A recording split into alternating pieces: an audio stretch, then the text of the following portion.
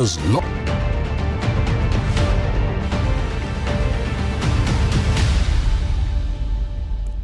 के बाद आपका खैर मकदम है। बुराई पर अच्छाई की जीत की अलामत विजयदशमी का त्योहार रिवायती जोश और खरोश से मनाया जा रहा है।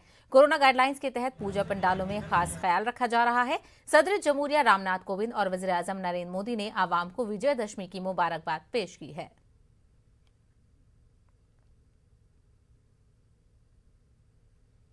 नागपुर में वाक़ आरएसएस हेडक्वार्टर में हर साल की तरह इस साल भी संघ का यौम तासीस और विजयदशमी की तकरीबात का इनेकाद अमल में आया। इस मौके पर आरएसएस चीफ मोहन भागवत ने हथियारों की पूजा की। इस मौके पर खिताब करते हुए उन्होंने मुल्क में दरअंदाजी को शहरियत के हुकूक से महरूम करने के लिए एनआरसी की वकालत की। इसके अलावा मोहन भागवत ने मुल्क में आबादी में हो रहे इजाफे को रोकने के लिए आबादी को कंट्रोल करने से मुतालिक मंसूबे की हिमायत की है। मोहन भागवत ने जम्मू कश्मीर में हो रही टारगेट किलिंग पर तशवीश का इजहार किया है। उन्होंने कहा कि कश्मीर में डर का माहौल पैदा किया जा रहा है। आरएसएस चीफ ने इस मौके पर तालिबान पर भी तनकीद की है।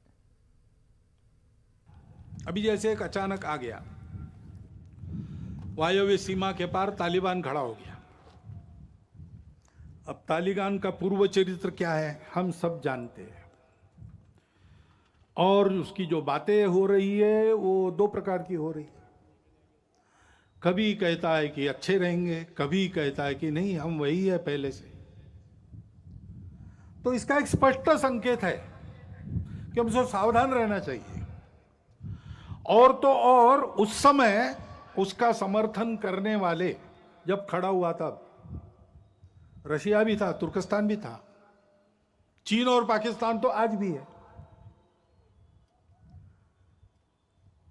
अब तालिबान बदला भी होगा, पाकिस्तान बदला है क्या?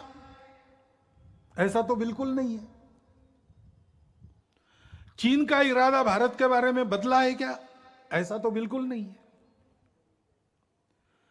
और इसलिए यह मानते हुए भी हृदय परिवर्तन हो सकता है, बुरा से बुरा आदमी भी बदल सकता है, बातचीत से संवाद से बातें हल होती है, प्रेम से अहिंसा से मामला ठीक हो सकता है, इसको मानना चाहिए, इसके प्रयास भी जारी रखने चाहिए। लेकिन अपनी सावधानी, अपनी तैयारी को पूर्ण रखते हुए हमको सजग भी रहना चाहिए।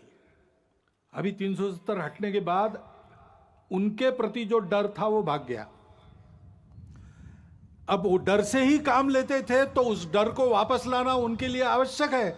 इसलिए चुन चुन कर जैसे पहले करते थे, मनोबल गिराने के लिए बुलेटिन में